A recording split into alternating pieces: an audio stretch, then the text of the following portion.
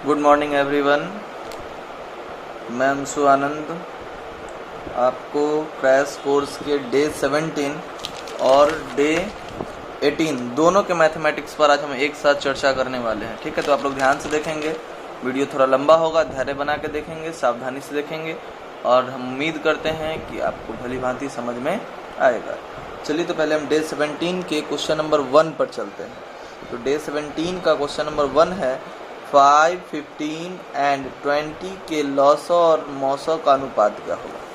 देखिए, 5, 15 और 20 के लॉस और मौसा का अनुपात पूछ रहा है। पहले हम लॉसा निकालेंगे यानी एलसीएम निकालेंगे, तो इसका एलसीएम आएगा 60 और एचसीएफ जब आप निकालेंगे तो 5। अनुपात पूछ रहा है, तो जो पहले बोलता है उसको पहले लिखते हैं और जो बाद में बोलता है उसको बाद में लिखते हैं।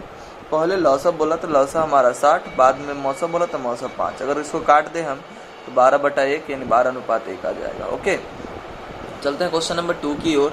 दो संख्या a और 18 का लौसा 36 और मौसा 2 है तो a का मान ज्ञात करें। देखिए, अगर दो संख्या का लौसा और मौसा निकालना हो तो उसके बीच एक रिलेशन होता है, एक संबंध होता है, a इंटू बी बराबर एलसीएम इंटू एचसीएफ। ओके, तो a तो a ही है क्योंकि a हमको पता नहीं है, और दूसरा संख्या यानी b है हमारा 18 बराबर एलसीएम है 36 और एचसीएफ यानी 2। तो 18 से 36 को अगर कैंसिल करेंगे तो 2 बार में कैंसिल हो जाएगा, तो 2 2 जा 4 यानी a इक्वल टू 4 आंसर हो गया। ओके, नेक्स्ट है, यदि p और q दो अभाज्य संख्या है तो उसका मौसा। देखिए, अभाज्य संख्या कितना भी आप ले लीजिए, उसका मौसा ऑलवेज का कंडीशन है कि 1 ही आएगा। ओके, नेक्स्ट है, यदि समीकरण युग्म x plus 2y plus 5 equal to 0 तथा 3x minus 6y plus 1 equal to 0 के हल है, यानी चौथा क्वेश्चन में जो है इसका हल पूछ रहा है कि अद्वितीय का मतलब होता है एक और यूनिक सॉल्यूशन, मतलब सिंगल सॉल्यूशन आएगा, एकदम उसी का स्पेशल होगा। अनंत का मतलब बहुत सारा सॉल्यूशन आएगा, सी का मतलब कोई हल नहीं, मतलब इसका एक भी हल नहीं आएगा, और डी का मतलब नन ऑफ दीज। चलिए चेक करते हैं क्वेश्चन नंबर 4 हमारा। तो हल कितना होगा, इसको चेक करने के लिए हमको इसको अनुपात निकालना होगा दोनों समीकरण का। तो a1 मतलब 1 और a2 मतलब -3, तो 1/-3। b1 हो जाएगा 2 और b2 -6, तो b1 हो गया 2, सॉरी यहाँ मिस्टेक से मैंने ये लिख डाला है, इसको मैं सुधार देता हूँ, 1/-3 और b1 हो गया हमारा 2 और b2 हो गया -6 और c1 हो गया 5 और c2 हो गया 1। अब देखिए, तो ये 2 तिहाई के 6 मतलब पहला दोनों बराबर है ना, और 5/1 यानी 1/3 यानी 1/-3 1/-3, लेकिन ये तो 5/1 है, मतलब ये तीनों बराबर नहीं है। जब देखा जाए तो पहला 2 बराबर हो और तीसरा बराबर नहीं हो, मतलब a1/a2 is equal to b1/b2 is not is equal to c1/c2 हो जाए तो ग्राफ हमारा समांतर होता है। और जब ग्राफ समांतर हो तो दोनों लाइन एक दूसरे को नहीं काटेगा। जब एक दूसरे को नहीं काटेगा तो इसका हल क्या होगा, नहीं होगा, यानी इसका कोई हल नहीं होगा। ओके, अब चलते हैं हम लोग नेक्स्ट क्वेश्चन पर, क्वेश्चन नंबर 5। देखिए, किसी घटना का जो प्रायिकता है ना वो 0 से लेकर 1 के बीच होता है। 0 से 1 के बीच ही सारे घटना का प्रायिकता होता है। यहाँ कह रहा है किसी घटना ई के लिए निम्न में कौन सही है, मतलब अगर ई किसी घटना की प्रायिकता हो तो नीचे जो कंडीशन दिया गया इसमें कौन सा सही है हमसे पूछ रहा है। देखिए, यहाँ बोल रहा है पी 1 से बड़ा होगा, हमने अभी आपको तुरंत बताया कि प्रायिकता 0 से 1 के बीच होता है, तो 1 से बड़ा तो पॉसिबल नहीं है ना, यानी पहला ऑप्शन नहीं होगा। दूसरा कह रहा है 0 से छोटा होगा, 0 से छोटा मतलब इधर चला जाएगा, जबकि हमारा 0 से बड़ा होता है और 1 से छोटा होता है, यानी ये भी पॉसिबल नहीं है। हाँ, p इक्वल टू 1 पॉसिबल है क्योंकि यहाँ पर 1 है। p इक्वल टू -1 ही पॉसिबल नहीं होगी, -1 0 के इधर आ जाएगा, यानी आंसर हो जाएगा हमारा ऑप्शन नंबर सी। नेक्स्ट है क्वेश्चन नंबर 6 को ध्यान से देखेंगे। यदि sin theta equal to cos theta तो थीटा किसके बराबर होगा। क्वेश्चन बोला जा रहा है कि sin थीटा बराबर cos थीटा किस कंडीशन पर बराबर होगा। थीटा का वैल्यू क्या रखेंगे कि दोनों बराबर हो जाएगा। देखिए, थीटा का वैल्यू 45 रखा जाए तो दोनों बराबर होगा, क्योंकि sin 45 की वैल्यू भी 1/√2 होती है और cos 45 की वैल्यू भी 1/√2 होती है। ओके, चलते हैं नेक्स्ट क्वेश्चन पर। क्वेश्चन नंबर 7 में कहा जा रहा है x plus 3 x plus 6 x plus 9 और x प्लस 12 का समांतर माध्य क्या होगा। यानी इसका माध्य निकालने के लिए हम लोग को क्वेश्चन में कहा जा रहा है। चलिए देखिए, इसका माध्य मैंने पहले ही निकाल रखा है, आपको समझा देता हूँ। माध्य का मतलब होता है आंकड़ों का योग बटा आंकड़ों की संख्या। तो हमारा जो आंकड़ा दिया हुआ था x था पहला, दूसरा x+3 था, तीसरा x+6, चौथा x+9 और पांचवा x+12, यानी 5 इसलिए बटा में हमने 5 लिखा। 1 2 3 4 5 x तो 5 हो गया, 3 6 9 9 18 और 12 30। दोनों में 5 के पहाड़ा में दोनों आता है, 5 हमने कॉमन निकाला तो ये x+6 हो गया। दोनों में ध्यान से देखिएगा तो जब 5 कॉमन निकल गया तो x+6 हो गया। 5 ऊपर भी 5 नीचे भी कैंसिल हो जाएगा, बचेगा x+6, यानी हमारा आंसर यानी हमारा माध्य हो गया x+6। नेक्स्ट है क्वेश्चन नंबर 8। रेखाखंड AB का मध्य बिंदु 2,4 है और A 5,7 हो तो B के निर्देशांक ज्ञात करें। देखिए इस क्वेश्चन में क्या बोल रहा है, इस क्वेश्चन में बोला जा रहा है कि एक रेखा है AB, A का निर्देशांक हमको क्वेश्चन में दे रखा है 5,7, एक इसका मध्य बिंदु है जिसका भी निर्देशांक दे रखा है 2,4, और जो ये B पॉइंट है इसका निर्देशांक हमको निकालना है। तो पहले वाले को x1 y1 बोलते हैं तो इसको हम x2 y2 बोल देते हैं। अब देखिए फार्मूला होता है मध्य बिंदु का x1 + x2 y2 y1 + y2 y2। चूंकि तो मध्य बिंदु हमको पहले से दिया हुआ है, इसलिए जो मध्य बिंदु दिया हुआ है उसको हमने यहाँ लिख दिया 2,4। अब x2 y2 तो नहीं है लेकिन x1 y1 है ना, तो जहाँ x1 y1 है वहाँ मैंने x1 और y1 की वैल्यू डाला। यहाँ देखिए x1 की वैल्यू 5 और y1 की वैल्यू 7। अब जो ये पहले वाला x है दूसरा y है, यहाँ भी पहले वाला x दूसरा y, तो x को x के साथ बराबर कर दिए और y को y के साथ बराबर किए। तो 5 + x2 y2 = 2 और 7 + y2 y2 = 4। यहाँ से 2 इधर बाई में इधर जाएगा तो मल्टीप्लाई में, यानी 5 + x2 = 4, यानी x2 = 5 इधर माइनस आ जाएगा, तो यानी 4 में से 5 माइनस होगा तो -1 हो जाएगा। नेक्स्ट 7 + y2 y2 = 4, 2 इधर आएगा तो 4 दूनी का 8 हो जाएगा, 7 इधर आके माइनस होगा, 8 में 7 घटेगा तो 1, यानी B का निर्देशांक हो गया हमारा क्या -1,1, आंसर हो जाएगा हमारा ये। ओके, चलते हैं नेक्स्ट क्वेश्चन की ओर। नेक्स्ट क्वेश्चन जो क्वेश्चन नंबर 9 है, कह रहा है किसी वृत्त का केंद्र O है। ध्यान से देखिएगा, ये वृत्त मैंने बनाया है और इसका केंद्र को हमने O बोल दिया है, ठीक है। बोल रहा है बाहर एक बिंदु P है जिससे PQ एक स्पर्श रेखा है जो वृत्त को Q बिंदु पर स्पर्श करता है। तो क्वेश्चन में कहा जा रहा है PQO का मान क्या होगा। हमेशा ध्यान रखिएगा, एक थ्योरम भी है, एक परिमेय है ये, कि वृत्त की त्रिज्या और स्पर्श रेखा एक दूसरे पर लंब होती है। तो यहाँ पर लंब है मतलब यहाँ 90 डिग्री कौन होगा, हमसे PQO पूछ रहा है, मतलब 90 डिग्री हमारा क्या हो जाएगा, आंसर हो जाएगा। ओके, यानी ऑप्शन नंबर बी। फिर कह रहा है दो समकोणिक त्रिभुज में उसकी संगत भुजा का अनुपात सदैव समान रहता है, किसने कहा था। अनुपातिकता के अधिकांश बात को हमारे थेल्स बाबा ने ही कहा है, यानी आंसर यहाँ पर क्या होगा, थेल्स पर में। ओके, चलते हैं अब सब्जेक्टिव प्रश्न की ओर। सब्जेक्टिव प्रश्न का पहला प्रश्न है, अनुपात a1/a2, b1/b2, c1/c2 की तुलना कर ज्ञात कीजिए कि दिए गए रैखिक समीकरण युग्म संगत है या असंगत है। ठीक है, देखिए यहाँ पर जो a1/a2 की तुलना करना है या b1/b2 और c1/c2, तो हम मैंने पहला क्वेश्चन को बना दिया, दूसरा क्वेश्चन आप लोग खुद बनाएंगे। तो पहले क्वेश्चन को ध्यान से देखेंगे। तो पहला क्वेश्चन था 2x - 3y = 8 और 4x - 6y = 9। जब भी तुलना करना होता है तो ये जो अचर पद दाहिने तरफ है इसको हम बाएं तरफ ले आएंगे। यहाँ देखिए 8 इधर प्लस में इधर आया तो माइनस में, 9 में इधर प्लस में इधर आया तो माइनस में। अब हम a1/a2 निकालते हैं, यानी a1 यहाँ पर 2 और a2 हो जाएगा 4, यानी 2/4, यानी कट के 1/2। b1/b2 निकालते हैं तो b1 की वैल्यू यहाँ -3 और b2 की वैल्यू -6, यानी -3/6, माइनस से माइनस कैंसिल, 3/6 यानी 1/2। c1/c2 निकालते हैं तो c1/c2 -8y -9, माइनस ऊपर नीचे कैंसिल हो जाएगा 8/9। इस तरीके से जब हम लोग तुलना निकाले तो पहला दोनों को हमने बराबर देखा लेकिन तीसरा उसके बराबर नहीं है, तो वही हमने लिखा है a1/a2 = b1/b2 is not = c1/c2। और जब ये कंडीशन आता है तो अभी तुरंत हम पिछले ऑब्जेक्टिव क्वेश्चन बताए हैं कि ये कंडीशन है समांतर का, और समांतर का मतलब होता है कोई हल नहीं, और जिसका कोई हल नहीं हो उसी को हम लोग बोलते हैं संगत। ओके, चलते हैं नेक्स्ट क्वेश्चन, यानी क्वेश्चन नंबर 2 की ओर। देखिए क्वेश्चन नंबर 2 में कहा जा रहा है मॉडल बनाने वाली मिट्टी की से ऊंचाई 24 सेंटीमीटर और आधार की त्रिज्या 3 सेंटीमीटर वाला एक शंकु बनाया गया है।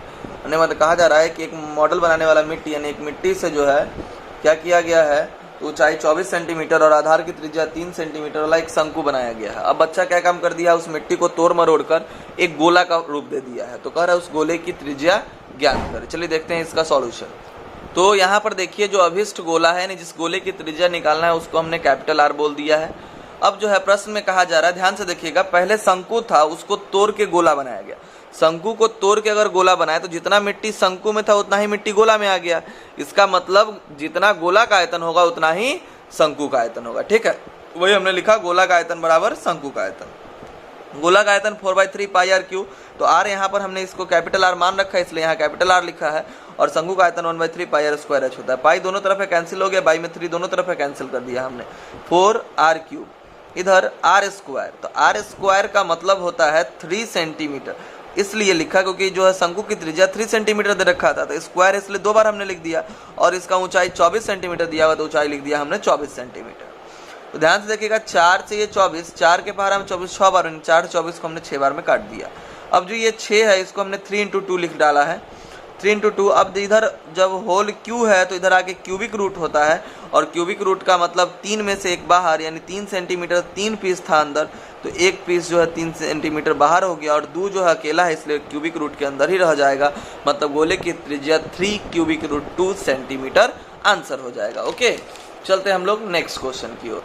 नेक्स्ट क्वेश्चन जो है क्वेश्चन नंबर 3 है, वाई अक्ष पर वह बिंदु ज्ञात करें जो बिंदु 4,0 और 6,0 समदूरस्थ हो। इस क्वेश्चन को मैंने पिछले ही वीडियो में बताया है, इस वीडियो को अगर इस क्वेश्चन को आप खुद से बनाएंगे, अगर समझ में नहीं आता है तो पिछला वीडियो एक बार देख लेंगे। चलते हैं क्वेश्चन नंबर 4 की ओर। क्वेश्चन नंबर 4 है, द्विघात सूत्र की सहायता से मूल ज्ञात करें। देखिए द्विघात सूत्र क्या होता है, x बराबर -b plus minus root over B square minus 4ac/2a, इसी को हम लोग बोलते हैं द्विघात सूत्र, या इसी का एक नाम है, चूंकि इस सूत्र को देने वाले गणितज्ञ का नाम श्रीधराचार्य है, तो इनके नाम से भी सूत्र को जाना जाता है, श्रीधराचार्य सूत्र भी इसे कहा जाता है। ओके, तो देखिए माइनस, हाँ यहाँ पर हम पहले क्वेश्चन को बनाए हैं, दूसरे क्वेश्चन को आप लोग खुद से बनाएंगे। तो माइनस फार्मूला के लिए b का मतलब -5, तो यहाँ -5 हमने डाला, प्लस माइनस रूट अंडर फिर बी स्क्वायर यानी -5 का स्क्वायर माइनस 4 × a के बदले 2 है और c के बदले -1 यानी 2 × -1, तो -1 को -4 से मल्टीप्लाई करेंगे तो 4 हो जाएगा, और 4 को 2 से करेंगे तो 8 हो जाएगा, और ये माइनस माइनस तो प्लस हो रखा है, 5 का स्क्वायर 25, 25 और 8 33 होता है, 33 का वर्गमूल नहीं निकलेगा, यानी हमारा काम यहीं पर रुक जाएगा। तो एक बार प्लस में और एक बार माइनस, क्योंकि यहाँ प्लस माइनस है तो एक बार हमने प्लस में लिखा, एक बार माइनस में लिखा, यही इस द्विघात समीकरण 2x square minus 5x minus 1 = 0 का हल है। ओके, अब हम लोग चलते हैं डे 18 पर। डे 18 के मैथमेटिक्स को भी हम लोग इसी वीडियो में देखेंगे। चलिए, तो डे 18 का जो ऑब्जेक्टिव का पहला प्रश्न है, वृत्ताकार पथ पर 3 धावक एक चक्कर लगाने में क्रमशः 3 घंटे, 1 घंटे और 5 घंटे का समय लगता है, तीनों को प्रस्थान बिंदु में पुनः मिलने का समय क्या होगा। देखिए कह रहा है कि 3 जो दौड़ने वाले लोग हैं वो एक सर्किल पर, मान लेते हैं यहाँ से स्टार्ट किए दौड़ना, तो एक जो है पहला जो विद्यार्थी है वो 3 घंटा में अपना एक राउंड कंप्लीट कर लेता है, मतलब यहाँ से दौड़ जाता है यहाँ तक पहुँच जाता है। दूसरा जो है 1 घंटा में राउंड कंप्लीट कर लेता है, और तीसरा जो है 5 घंटा में कंप्लीट करता है। तो अब सोच के देखिए, जो पहला जो है 3 घंटा के लिए निकला है तो उससे पहले ही ना 1 घंटा वाला पहुँच जाएगा, अब 5 घंटा वाला तो बहुत लेट पहुँचेगा ना। तो यहाँ पर कह रहा है कि ये तीनों जो है तब तक दौड़ते रहेगा जब तक तीनों एक साथ यहाँ नहीं पहुँच जाए। तो मान लेते अगर अभी से दौड़ना शुरू किया तो कितने घंटे के बाद तीनों यहाँ पर होगा, ये हमसे पूछ रहा है।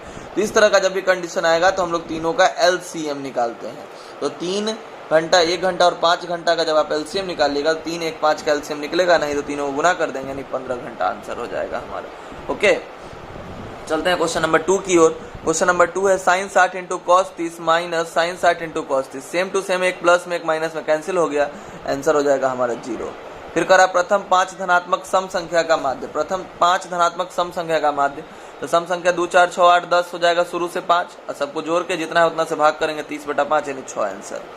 चलते हैं क्वेश्चन नंबर 4 की ओर। कह रहा है बहुलक कौन होगा, जो सबसे अधिक बार आया होगा वही बहुलक होता है। तो यहाँ पर देखिए 3 जो है 3 बार आया है, बाकी जो 1 2 ही बार है और 0 1 ही बार है, तो 3 यहाँ पर हमारा क्या हो जाएगा, आंसर हो जाएगा।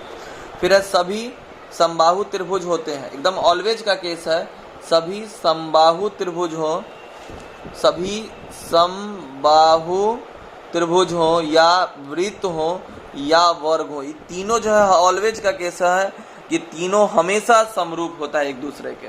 समबाहु त्रिभुज, कोई भी दुनिया का समबाहु त्रिभुज 2 ठो उठा के ले ले, दोनों समरूप होगा। कोई भी 2 वृत्त को ले ले, दोनों समरूप होगा। कोई भी 2 ठो वर्ग को ले ले, दोनों का दोनों क्या होगा, समरूप होगा। ओके, अब चलते हैं हम लोग क्वेश्चन नंबर 6 की ओर। यदि किसी वृत्त की त्रिज्या दुगनी कर दी जाए तो नए और पुराने वृत्त के परिधि का अनुपात क्या होगा। ध्यान से देखिएगा, वृत्त की त्रिज्या को दुगना कर देना, यानी r था उसको 2r कर देना है, तो परिधि पुराना वाला परिधि 2πr होगा। फॉर्मूला होता है वृत्त के परिधि का, फॉर्मूला होता है 2πr। और अब नए वाले वृत्त का परिधि था 2πr फॉर्मूला, बट r के बदले तो अब 2r हो गया, तो हमने 2r डाल दिया, तो 2 2 जा 4πr हो गया। अनुपात का मतलब जो पहले बोलता है उसको ऊपर लिखते हैं, तो पहले नया वाला बोला है इसलिए नया वाला का परिधि 4πr, और बाद में बोला पुराना वाला, नहीं पुराना वाला को नीचे लिखेंगे 2πr, πr से πr कैंसिल, और ये 2 से ये 4 2 बार में कैंसिल हो जाएगा, यानी 2:1 हमारा आंसर हो जाएगा। ओके, चलते हैं क्वेश्चन नंबर 7 की ओर। x का मान ज्ञात करें। अब ध्यान से देखिएगा, इस क्वेश्चन को बनाने के लिए कोई भी रेखा पर, कोई भी अगर सरल रेखा हो तो वहां पर टोटल कोण 180 डिग्री का होता है। तो अगर हम लाइन खींचते हैं तो इधर और इधर दोनों को जोड़ने पर 180 होगा, तो इस दोनों को जोड़ने पर कितने के बराबर, 180 के बराबर। वही कंडीशन यहाँ अप्लाई होता है। तो सोचिए, तो इसको और इसको जोड़ने पर 180 होगा, तो ये 110 ले लिया है, तो इसके लिए कितना बच गया है, 70 डिग्री। अब त्रिभुज के तीनों कोणों का योगफल 180 डिग्री होता है, तो अगर ये 70 ले लिया, ये 60 ले लिया, तो इसके लिए भी तो बचेगा ना 180 में, तो 70 और 60 तीन दोनों मिलके 130 ले लिया, तो इसके लिए बच गया 50। और फिर ये सरल रेखा कंडीशन हो गया, अगर इस दोनों को जोड़ने पर 180, ये 50, तो ये कितना 130 आंसर हो जाएगा। पहला कंडीशन। दूसरा एक और कंडीशन है इसको बनाने का, ध्यान से देखिएगा। क्वेश्चन था हमारा इस तरीके से कुछ, यहाँ पर है 110 डिग्री और यहाँ पर है 60 डिग्री और यहाँ पर है हमारा x। अगर x की वैल्यू निकालनी है तो पहले हम इसको निकाल लेते हैं। तो ये 110, तो ये कितना हो जाएगा, अभी हमने तुरंत बताया आपको कि दोनों को जोड़ने पर 180, तो ये 70। इसको हम लोग बहिष्कोण बोलते हैं। बहिष्कोण का मतलब होता है वो अंतः कोण के योग के बराबर होता है। नहीं, ये बहिष्कोण, तो ये दोनों अंतः कोण इस दोनों के योग के बराबर ही होता है। तो ये 60 और 70, तो ये कितना हो जाएगा 130। ये भी कंडीशन है इसको बनाने का। ओके, चलते हैं नेक्स्ट क्वेश्चन नंबर 8 पर। कह रहा है कि यदि समांतर भुजा की सभी भुजाएं एक वर्ग वृत्त को स्पर्श करे तो वह समांतर चतुर्भुज होगा। मैंने कह रहा है कि समांतर चतुर्भुज की सभी भुजा एक वृत्त को स्पर्श कर दे तो वह समांतर चतुर्भुज क्या होगा, तो समांतर चतुर्भुज को हम लोग समचतुर्भुज बोलते हैं। ओके, चलते हैं क्वेश्चन नंबर 9 की ओर। क्वेश्चन नंबर 9 है कि ये जो है 3x - 2y ये एंगल दे रखा है, 3x - 20 और ये 2x + 10 एंगल दे रखा है। तो कह रहा है कि x की वैल्यू निकाले। देखिए, तो इसको जो है हम लोग कौन कौन बोलते हैं, संगत कोण बोलते हैं, और संगत कोण हमेशा बराबर होता है। तो संगत कोण बराबर होता है, देखिएगा ध्यान से, तो यानी 3x - 20 = 2x + 10 हो जाएगा। 2x इधर आएगा और ये 20 को इधर मैंने कर दिया, तो ये 3x में से 2x गया तो सिंगल x, और 10 और 20 30 हो जाएगा, यानी x = 30 डिग्री आंसर हो जाएगा हमारा। 10 नंबर क्वेश्चन को ध्यान समझेंगे। कह रहा है एक फोटो दे रखा है, इस फोटो को हमने यहाँ ही बना रखा है, और बोल रहा है कि AD की लंबाई निकाली, यानी AD हमको निकालना है। ध्यान देखिएगा, एक कंडीशन होता है एक, ये यहाँ पर ये लंब होगा, ये बात फिक्स है। तो AD² बराबर होता है BD × CD। ये हम लोग अनुपात दिखा कर लाते हैं, क्योंकि यहाँ ऑब्जेक्टिव क्वेश्चन है तो डायरेक्ट बनाएंगे। AD² बराबर BD × CD समरूप की कंडीशन से ये आता है। तो AD बराबर इधर स्क्वायर दिखाएगा, रूट हो जाएगा, BD की वैल्यू 9 और ये 4, तो 9 सेंटीमीटर × 4 सेंटीमीटर 36 सेंटीमीटर, 36 सेंटीमीटर का रूट होता है 6 सेंटीमीटर, यानी ये आंसर हो गया हमारा 6 सेंटीमीटर, यानी ऑप्शन नंबर ए। अब चलते हैं हम लोग सब्जेक्टिव क्वेश्चन की ओर। तो पहला प्रश्न है, त्रिभुज ABC एक समबाहु त्रिभुज, इसकी प्रत्येक भुजा A हो तो शीर्षलंब और क्षेत्रफल निकालना। ध्यान से देखेंगे, ये हमारा त्रिभुज है समबाहु त्रिभुज, इसका प्रत्येक भुजा हमने A लिखा है। शीर्षलंब का मतलब होता है किसी भी एक शीर्ष से सामने वाले भुजा पर लंब, तो ये लंब हो गया। और चूंकि समबाहु त्रिभुज है तो इसका भुजा जो है इस लंब के कारण, चूंकि इसका लंब और माध्यिका सेम होता है, यानी भुजा 2 बराबर भागों में बढ़ जाएगा, यानी A था तो इस D के इधर A/2 और D के इधर A/2 हो जाएगा, कोई दिक्कत नहीं। अब हमको पहले शीर्षलंब निकालना है, यानी AD निकालना है, और लंब है तो यहाँ 90 डिग्री कोण होगा, तो यानी इसको हम लोग कह सकते हैं ADC जो है समकोण त्रिभुज हो गया। और समकोण त्रिभुज में लंब बराबर होता है √अंडर कर्ण का स्क्वायर माइनस आधार का स्क्वायर, तो वही हमने लिखा है AD बराबर √अंडर AC² माइनस CD²। तो AC की वैल्यू A और CD की वैल्यू A/2। अब इसी को हम हल कर रहे हैं, तो A² A², A² A², 2 का स्क्वायर 4, यहाँ पर 4 LCM लेंगे तो 4A² माइनस A² हो जाएगा। तो 4A² में से सिंगल A² घटेगा, 3A²/4, तो √3/2A। अब यहाँ पर हमको क्षेत्रफल निकालना है, तो क्षेत्रफल, त्रिभुज के क्षेत्रफल का फॉर्मूला होता है 1/2 गुना आधार गुना ऊंचाई। ओके, तो 1/2 आधार हो जाएगा A और ऊंचाई हो जाएगा, अभी हमने तुरंत निकाला है ऊंचाई √3/2A, तो √3/2A, तो √3 और 2 2 जा 4 और A A² हो जाएगा हमारा आंसर। ओके, अब चलते हैं हम लोग क्वेश्चन नंबर 2। क्वेश्चन नंबर 2 है √13 minus X square is equal to X plus 5 को हल करना है हमको। तो हम पहले इसको सिंपलेस्ट फॉर्म में लाएंगे। तो ध्यान से देखिएगा इस क्वेश्चन को। तो क्वेश्चन है हमारा, इधर रूट रहे तो इधर आके स्क्वायर होता है, तो हमने इधर स्क्वायर डाला। इसको ए प्लस बी के होल स्क्वायर पर तोड़ा, A square plus B square plus 2ab। Okay, जब इसको हमने गुना किया तो 5 दूनी का 10 है, एक्स 5 का स्क्वायर 25 और एक्स का स्क्वायर एक्स स्क्वायर। अब जो है हम इस सारे को इस तरफ लाए हैं, तो एक्स स्क्वायर एक पहले से था, इधर वाला जब इधर आएगा तो माइनस एक्स स्क्वायर, और प्लस 10 इधर पहले से है, 25 पहले से है, 13 इधर प्लस में, इधर आएगा तो माइनस में। अब बराबर की इधर जीरो बचेगा, तो इधर जीरो देंगे तो अच्छा नहीं लगेगा, इसलिए इधर डाल दिए हैं। तो एक्स और एक्स 2x स्क्वायर। अब इसका हमने गुणनखंड कर डाला है, तो 2 को 12 से गुना करेंगे 24, मतलब 24 को इस तरीके से तोड़ना है कि जोड़ने घटाने पर कितना आ जाए, 10 आ जाए। तो 6 चौक 24 हमने तोड़ा है, दोनों में से 2x कॉमन निकाला तो x प्लस 3 बचेगा। यहाँ से 4 कॉमन निकालेंगे तो x प्लस 3 बचेगा, दोनों में से x प्लस 3 कॉमन, इसमें बचेगा 2x प्लस 4। यदि x प्लस 3 बराबर 0 तो x बराबर माइनस 3, और यदि 2x प्लस 4 बराबर 0 तो 2x is equal to minus 4, तो x is equal to minus 4/2 यानी ओके। तो ये क्वेश्चन आपको समझ में आ गया, यानी 2 से 4 को काट देंगे तो 2 बार में कट जाएगा, तो -2 यहाँ पर आंसर हो जाएगा। चलते हैं क्वेश्चन नंबर 3 की ओर। 3 में कह रहा है यदि पाई बराबर 180 डिग्री, देखिए पाई बराबर 180 डिग्री है, पूछ रहा है sine square pi by 3 plus tan square pi by 6 minus cos square pi by 2। चलिए देखिए इस क्वेश्चन को। तो साइन स्क्वायर 180 बटा 3 हो जाएगा, क्योंकि पाई बराबर 180 डालने के लिए बोल दिया है। tan 100 स्क्वायर 180 बटा में 6 हो जाएगा, और ये कॉस स्क्वायर 180 बटे में 2 हो जाएगा। तो साइन 180 बटा 3 यानी साइन स्क्वायर कितना डिग्री हो जाएगा, ये 180 बटा 3, 3 6 18 60 डिग्री हो जाएगा।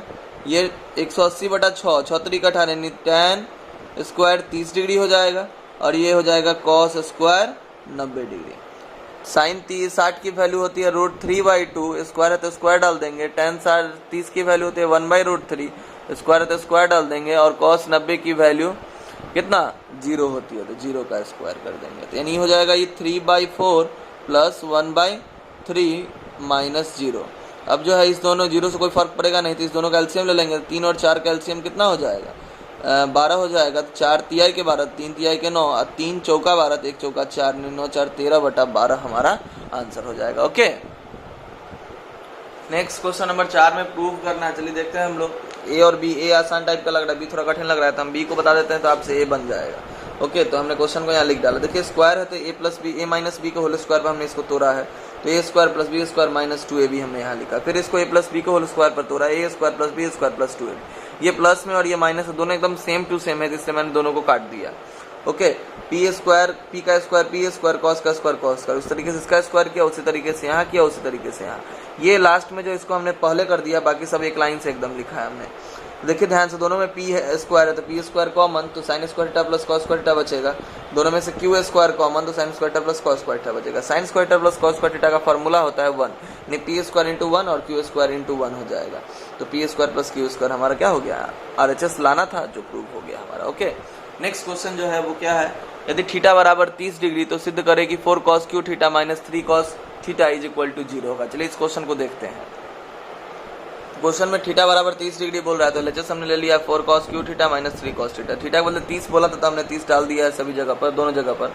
अब देखिए 30 डिग्री इसमें भी है, 30 डिग्री cos 30 डिग्री इसमें भी है, तो cos 30 डिग्री को कॉमन निकाला, तो यहाँ 4 बच गया, और cos यहाँ 3 था, एक बाहर हुआ तो 2 cos बच गया, और यहाँ cos एक ही था तो एक बाहर चला गया, 3 सिर्फ बच गया। अब हमने cos 30 का वैल्यू यहाँ डाला है, cos 30 का वैल्यू √3/2, 4 इंटू cos 30 का वैल्यू √3/2 स्क्वायर है तो स्क्वायर माइनस 3, तो √3/2 4। अब देखिए √3 का स्क्वायर 3 और 2 का स्क्वायर 4, 4 से 4 कैंसिल, 3 में से 3 जाएगा तो 0। √3/2 में 0 से मल्टीप्लाई करेंगे तो 0 ही होगा, यानी आंसर हमारा 0 हो गया, यानी यही हमको RHS में लाना था, यानी ये भी हमारा क्या हो गया, प्रूफ हो गया। ओके, इस तरीके से आपका जो है डे 17 और डे 18 का मैथमेटिक्स समाप्त हो गया। हम उम्मीद करते हैं कि आपको समझ में आया होगा। अगर समझ में नहीं आया है तो आप एक बार वीडियो को नहीं 2 बार देखिए, 2 बार नहीं समझ में आ रहा है 3 बार देखिए, तब तक देखिए जब तक समझ में नहीं आए, क्योंकि कोशिश करने वाले की हार नहीं होती। कोशिश करते रहिए, फिर भी ना समझ में आए तो क्लास में आते हैं तो उस क्वेश्चन को पूछ लीजिए। Thank you.